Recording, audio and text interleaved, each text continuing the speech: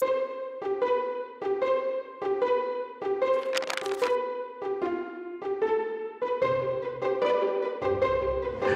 kaalaman po. Naku, lakas ng kulog ha. Pero hindi nyo ba naitatanong, ano po ba ang nauuna? Kulog o kidlat? Alamin po natin.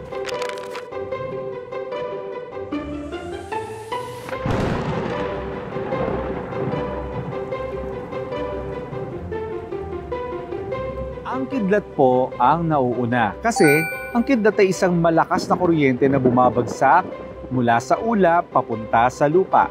Sobrang bilis nito, parang ilaw. Pero ang kulog o yung malakas na tunog ay sumusunod lang po sa kidlat. Mas mabagal maglakbay ang tunog kaysa sa ilaw. Kaya mas nauuna nating nakikita ang kidlat bago natin marinig ang kulog.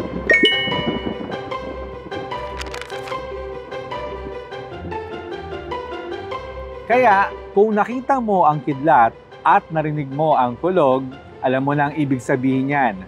Mas nauna mong nakita ang kidlat bagong marinig ang kulog. Sana po may natutuhan kayo at laging tatandaan, mapalad po ang tao na nakakasumpong ng karunungan at ang tao na nagtatamo ng kaunawaan.